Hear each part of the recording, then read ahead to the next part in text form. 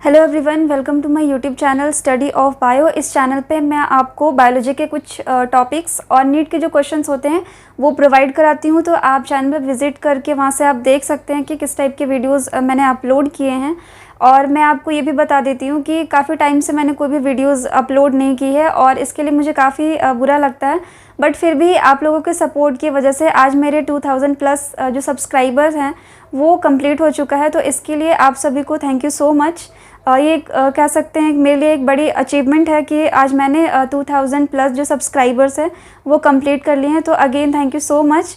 और आज का जो टॉपिक है हमारा ये है रिप्रोडक्शन इन ऑर्गेनिज्म। तो इस टॉपिक में हम देखेंगे कि रिप्रोडक्शन का जो प्रोसेस होता है वो हमारे लिए क्यों ज़रूरी होता है और जो ऑर्गेनिजम्स होते हैं वो किस तरह से रिप्रोड्यूस करते हैं और ये हमारे लिए क्यों ज़रूरी है। बिकॉज कि ये जो प्रोसेसेस होते हैं ये हमारे बॉडी में ही होते हैं और डिफरेंट जो लिविंग ऑर्गेनिजम्स होते हैं उनमें रिप्रोडक्शन के क्या प्रोसेस होते हैं ये आज हम देखेंगे कि किस तरह के रिप्रोडक्शन के प्रोसेसेस हमें देखने को मिलते हैं लोअर प्लांट्स या फिर लोअर एनिमल में या हायर प्लांट या हायर एनिमल्स में। तो हम इस टॉपिक को स्टार्ट करते हैं। अगर आपसे कोई पूछे कि रिप्रोडक्शन का जो प्रोसेस है या फिर आप रिप्रोडक्शन से क्या समझते हैं तो आप सिंपली यहाँ पे कहेंगे कि ये एक बायोलॉजिकल प्रोसेस होता है। बिकॉज जो भी लिविंग ऑर्गेनिजम्स होते हैं उनमें ये प्रोसेस जो है ये होता है और ये इसका जो होना रिप्रोडक्शन का जो प्रोसेस है इसके लिए भी हमें डिफरेंट ऑर्गन्स की भी रिक्वायरमेंट होती है अगर हायर प्लांट या फिर हायर एनिमल की बात करते हैं तो। बट लोअर प्लांट्स में ऐसा नहीं होता है। सिंगल इंडिविजुअल से भी यहाँ पे क्या होता है कि हम न्यू ऑफस्प्रिंग देखते हैं या फिर जो न्यू प्लांट बॉडी बनती है या न्यू एनिमल बॉडी इसमें बन सकती है या फिर इसमें दो डिफरेंट ऑर्गेनिजम्स की रिक्वायरमेंट होती है रिप्रोडक्शन के प्रोसेस के लिए। तो यहाँ पे हम देखते हैं कि जो रिप्रोडक्शन है यहाँ पे it is a biological process in which organism give rise to young ones. तो ये एक बायोलॉजिकल प्रोसेस होता है जिसमें कि जो ऑर्गेनिजम्स होते हैं वो न्यू यानी कि यंग वंस बनाएंगे अपनी ही तरह जो बेबी होते हैं उसे ये देते हैं। तो वो चाहे एनिमल्स हो या फिर प्लांट्स हो उनमें रिप्रोडक्शन होता है। और यहाँ पे हम देखेंगे कि reproduction enables the continuity of the species generation after generation. तो जो हमारा रिप्रोडक्शन का प्रोसेस है ये क्यों ज़रूरी है ताकि जनरेशन आफ्टर जनरेशन जो कंटिन्यूटी होती है वो बनी रहे ऑर्गेनिजम्स की। इसीलिए यहाँ पे रिप्रोडक्शन का यहाँ पे इम्पॉर्टेंस होता है हमारी लाइफ से। सो क्वेश्चन यहाँ पे ये देखते हैं कि वाई ऑर्गेनिजम्स रिप्रोड्यूस या हाउ ऑर्गेनिजम्स रिप्रोड्यूस। तो वाई ऑर्गेनिजम्स रिप्रोड्यूस, क्यों जो ऑर्गेनिजम्स है वो रिप्रोड्यूस करते हैं। हमें ज़िंदा रहने के लिए खाना पानी और हवा बस इतनी की ही रिक्वायरमेंट होती है बट फिर भी ये हमारे लिए क्यों ज़रूरी होता है रिप्रोडक्शन का प्रोसेस। अब जो भी चीज़ें आप अभी तक देख रहे हैं वो जस्ट बिकॉज ऑफ रिप्रोडक्शन है क्योंकि जो पुराने टाइम पे हुआ करते थे जो चीज़ें पुराने टाइम पे थी वो आज भी है। भले ही उसमें से कुछ चीज़ें एग्जिस्ट हो चुकी है बट फिर भी अगर जो भी आप वीट लेते हैं गेहूँ जिसकी हम रोटियां खाते हैं अगर वो वीट का जो सीड होता है सपोज़ उसके जो सीड्स होते थे जो फर्स्ट टाइम वीट आया होगा और उस वक्त जो सारे सीड्स थे हमारे वीट के अगर वो कंज्यूम कर लिए गए होते तो आज वो वीट की हमारी जो स्पीशीज़ थी या वैरायटी नहीं देखने को मिलती। या फिर जो डायनासोर हुआ करते थे पहले पूरी तरह से एक्सटिंक्ट हो चुके हैं बट फिर भी हम उनके बारे में पढ़ते हैं। कुछ जो साइंटिस्ट है वो उन्होंने रिसर्च की है इसके ऊपर। फिर भी अगर उसके कोई भी जो स्पीशीज़ होते थे अगर वो बच गए होते तो आज भी हमें डायनासोर देखने को मिलते। बट ये ज़रूरी भी नहीं है कि उतने बड़े एनिमल्स अगर होते तो हम एग्जिस्ट करते या नहीं करते। तो इसी तरह से होता है कि जो भी चीज़ें पहले आई थी उनमें क्या हुआ है कि रिप्रोडक्शन की प्रोसेस की वजह से ही वो चीज़ें आज भी हमारे साथ बनी हुई है और आज हम उन चीज़ों को देख पा रहे हैं उन्हें कंज्यूम कर पा रहे हैं। आज मैं यहाँ पे हूँ और आप देख रहे हैं तो ये भी just because of reproduction. Because generation after generation हमारी जो कंटिन्यूटी है वो यहाँ पे बनी हुई है।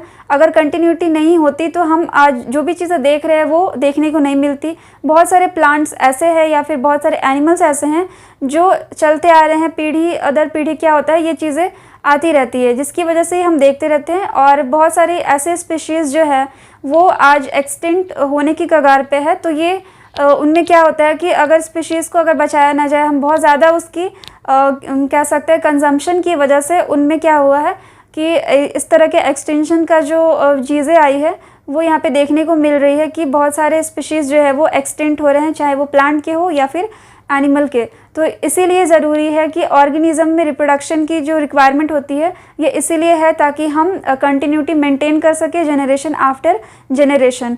एंड यहाँ पे पूछ रहा है हाउ ऑर्गेनिजम्स रिप्रोड्यूस, तो कैसे यहाँ पे ऑर्गेनिजम्स जो है वो रिप्रोड्यूस करते हैं। जो भी लोअर प्लांट्स है या फिर हायर प्लांट्स है, तो जो हायर प्लांट्स है इसमें स्पेशली जो है हम देखते हैं जो लोअर प्लांट्स में कि इनमें क्या होता है कि पूरी तरह से डेवलपमेंट नहीं होता है, और इसी वजह से उनमें क्या होता है कि जो रिप्रोडक्शन का प्रोसेस होता है वो सिंगल इंडिविजुअल से भी पॉसिबल है। बट अगर हम हायर प्लांट्स की बात करते हैं या हायर एनिमल की, तो उनमें वेल डेवलप जो है सेक्स ऑर्गन प्रेजेंट है, जिसकी वजह से यहाँ पे 2 इंडिविजुअल को रिक्वायरमेंट होती है या फिर सेक्स ऑर्गन डेवलप है, जिसकी वजह से हमें हायर प्लांट्स या हायर एनिमल्स देखने को मिलता है। तो इसमें गैमेट फॉर्मेशन ये सब जो प्रोसेस होते हैं ये भी आते हैं इसमें, वो हम बाद में देखेंगे। बट स्पेशली अगर हम बात करते हैं लोअर प्लांट या लोअर एनिमल की, तो उनमें क्या होता है कि बॉडी वेल डेवलप नहीं है, बट फिर भी उनके पास ये पावर है कि वो अपनी जैसे जो है ऑफस्प्रिंग बना सके या फिर अपनी कॉपी वो बना सके। उनमें अकेले इस तरह की प्रोसेस होते हैं कि वो खुद जैसे भी न्यू इंडिविजुअल को बना पाते हैं। तो अगर हम बात करेंगे type of reproduction based on whether there is participation of 1 or 2 organism, तो ये हम इस बेसिस पे क्लियर करते हैं कि रिप्रोडक्शन कितने टाइप का होगा, कि उसमें कितने पेरेंट जो बॉडी है, पेरेंटल बॉडी है वो जारी है, या तो सिंगल इंडिविजुअल से भी यहाँ पे रिप्रोडक्शन हो सकता है, या फिर इसमें 2 डिफरेंट इंडिविजुअल की रिक्वायरमेंट होती है, अपोजिट सेक्स वालों की इसमें रिक्वायरमेंट होती है। अगर बात करते हैं इसमें फर्स्ट हमारा है एसेक्सुअल, तो ये प्लांट, एनिमल और हम फंजाई में अगर देखेंगे, और सेकंड है हमारा सेक्सुअल रिप्रोडक्शन, जिसमें कि 2 इंडिविजुअल की जो कि अपोजिट सेक्स के होते हैं उनकी रिक्वायरमेंट होती है। बट एसेक्सुअल में क्या होता है कि वो सिंगल इंडिविजुअल से भी इसमें फॉर्मेशन देखने को मिलता है। तो पहले हम देखेंगे प्लांट के लिए, तो प्लांट में किस तरह की रिप्रोडक्शन हमें देखने को मिलता है ये हम देखते हैं।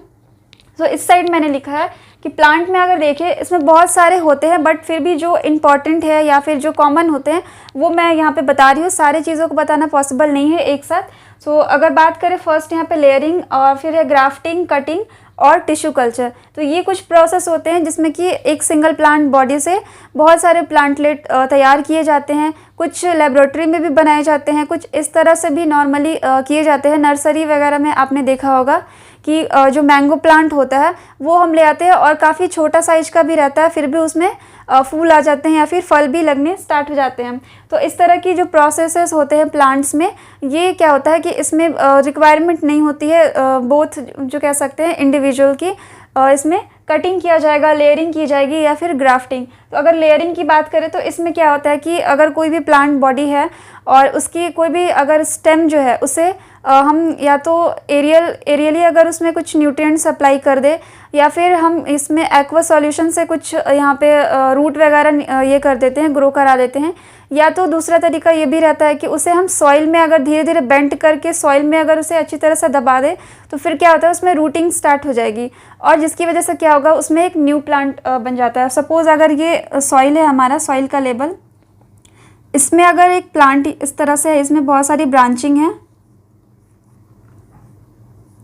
अगर इसके स्टेम को अगर हम नीचे बेंड करा देते हैं और सॉइल में इस तरह से कर दें, और फिर ये स्टेम इस तरह से वापस चला जाए, तो इससे क्या होगा कि रूटिंग यहाँ पे स्टार्ट हो जाएगी, जिसकी वजह से इसमें क्या होगा कि एक न्यू इंडिविजुअल या फिर न्यू प्लांट हम कह सकते हैं कि इसमें बनना स्टार्ट हो जाएगा। फिर क्या करेंगे हम यहाँ से इसे कट कर लेंगे। कट करने के बाद से ये जो एक नया यहाँ पे प्लांट जो है वो रेडी हो जाता है। तो इस तरह से भी किया जाता है। अनदर जो मेथड होता है उसमें क्या कराया जाएगा कि जो इंटरनोड्स वगैरह होते हैं उसमें जो मॉसेस वगैरह यूज़ किए जाते हैं। जो मॉस जो होता है उसमें काफ़ी ज़्यादा वाटर होल्डिंग कैपेसिटी होती है, इसलिए उसका यूज़ किया जाता है।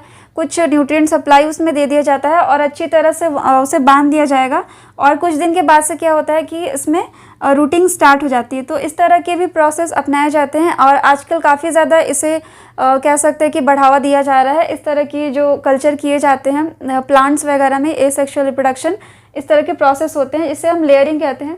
ये हम रोज़ में करा सकते हैं, और ये हनीसकल, इस तरह के एग्जांपल हम देख सकते हैं।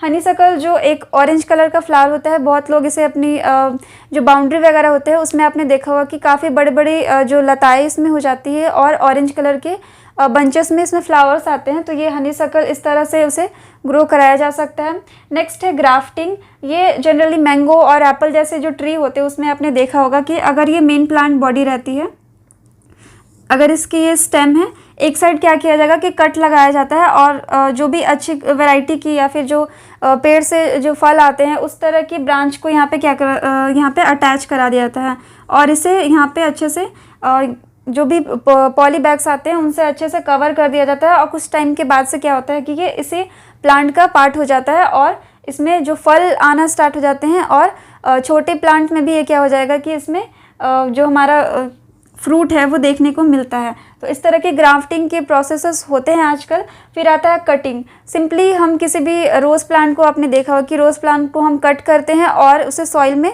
कुछ न्यूट्रिएंट सप्लाई देके उसे वहाँ पे लगा देते हैं और कुछ टाइम के बाद से उसमें न्यू प्लांट आना स्टार्ट हो जाता है। तो कटिंग हम रोज़ में देख सकते हैं, शुगर केन में और बनाना में, तो ये इसमें कटिंग के प्रोसेस किए जाते हैं। टिश्यू कल्चर जो कि एक हम कह सकते हैं एक अच्छी टेक्नोलॉजी है, मॉडर्न टेक्नोलॉजी कह सकते हैं। इसमें बहुत छोटे से सेल को माइक्रोस्कोपिक लेवल पे इसे तैयार किया जाता है, इससे टिश्यू बनाए जाते हैं। यहाँ पे न्यूट्रिएंट सप्लाई में इसे रखा जाता है। किसी भी एक सेल को,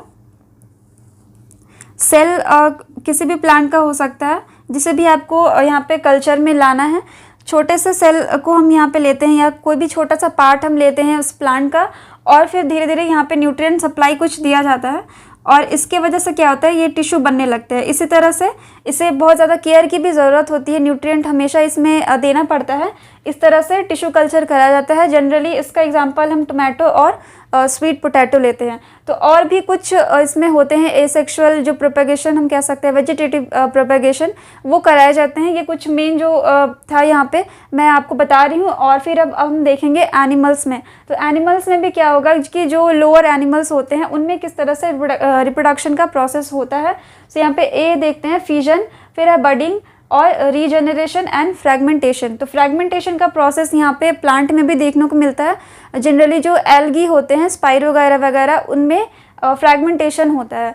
तो हम पहले देखते हैं फिजन के बारे में। तो अमीबा में अगर हम लें, अगर सपोज ये एक अमीबा है, ये क्या करेगा, एक जो होती है इनमें टाइमिंग होती है, इन्हें जब भी रिप्रोड्यूस करना होता है तो ये क्या होता है इसमें डिवाइड हो जाता है। आपने ये देखा होगा, ये प्रोसेस काफ़ी ज़्यादा स्कूल में भी बताए जाते हैं और ये काफ़ी कॉमन है। तो ये आपको समझने में भी इजी होगा कि एक जो पेरेंटल बॉडी होती है ये डिवाइड कर जाती है, इसके जो न्यूक्लियस होते हैं ये भी डिवाइड कर जाते हैं, जो सेल होती है वो हाफ हाफ में डिवाइड कर जाएगी। तो ये हो गया हमारा पेरेंटल सेल और ये हो जाता है हमारा डॉटर सेल। तो इस तरह से इसमें क्या होगा, जो फिजन की वजह से दो जो यहाँ पे इंडिविजुअल बने, इसी तरह से ये भी डिवाइड करेगा, ये भी डिवाइड करते जाएगा। बैक्टीरिया में भी इसी तरह का होता है। कोई भी बैक्टीरिया हमारे बॉडी में एंटर कर जाता है और धीरे धीरे क्या करता है, वो अपने नंबर को इंक्रीज़ करता है। इसी तरह से वो अपने नंबर को बढ़ाता जाता है और हमारी जो बीमारी होती है वो इसीलिए बढ़ती भी जाती है। देन है बडिंग। बडिंग होगा हमारा हाइड्रा और कोरल्स में जो समुद्र में मिलते हैं, और ये जो हाइड्रा है इनमें क्या होगा, बडिंग होगी। सपोज अगर ये एक हाइड्रा है, इसमें कुछ टेंटिकल्स वगैरह है,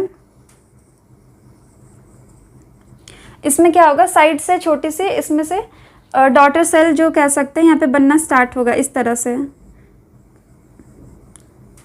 जब ये पूरी तरह से डेवलप हो जाएगा तो फिर क्या होगा, ये पेरेंटल बॉडी से हट जाएगा, तो ये एक नया यहाँ पे क्या बन जाएगा, हाइड्रा। तो इस तरह से इनमें भी होता है कि ये बडिंग के थ्रू एक न्यू जो कह सकते हैं इसमें ऑफस्प्रिंग या फिर इसका न्यू इंडिविजुअल यहाँ पे देखने को मिल सकता है। Then regeneration.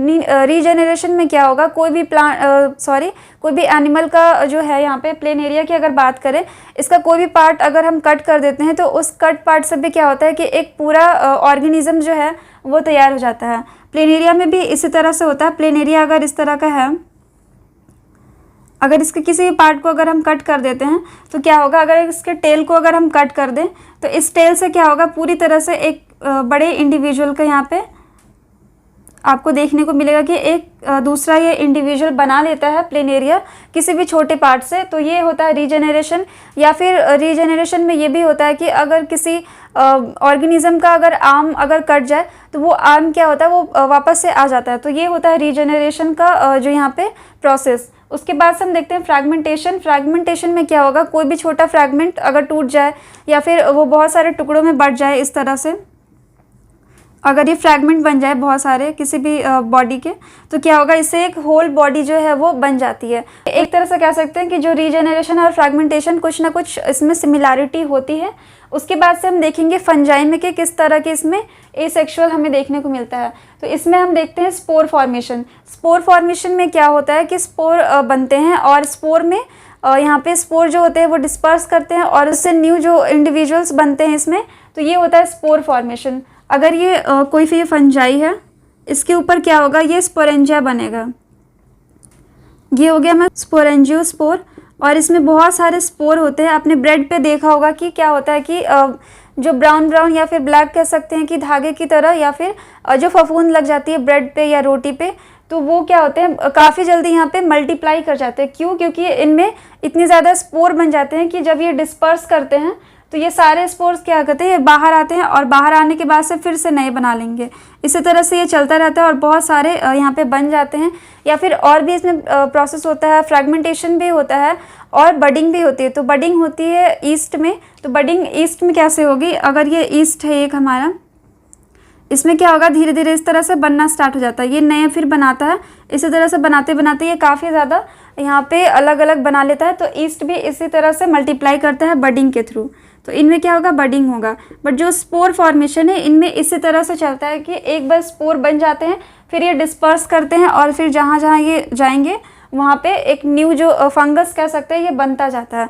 तो ये होता है इस तरह से स्पोर फॉर्मेशन में। जनरली आप ब्रेड पे जो देखते हैं वो हमारा जो यहाँ पे है ब्रेड मोल्ड होता है, जिसे कि राइजोपस कहते हैं, और ये ब्लैक कलर के धब्बे जैसा दिखता है और काफ़ी जल्दी जल्दी ये मल्टीप्लाई कर लेते हैं। तो ये होता है एसेक्सुअल रिप्रोडक्शन, जिसमें कि जो ऑफस्प्रिंग बनते हैं या फिर न्यू इंडिविजुअल्स बनते हैं वो काफ़ी जल्दी जल्दी बन जाते हैं। और ये जो प्रोसेस है इनमें सिंगल इंडिविजुअल से भी जो पूरा प्रोसेस होता है वो कंप्लीट हो जाता है। तो नेक्स्ट वीडियो में हम सेक्सुअल रिप्रोडक्शन के बारे में जानेंगे। अगर आपको यहाँ तक कोई भी डाउट या फिर कन्फ्यूजन होता है तो आप कमेंट सेक्शन में बता सकते हैं। Thank you.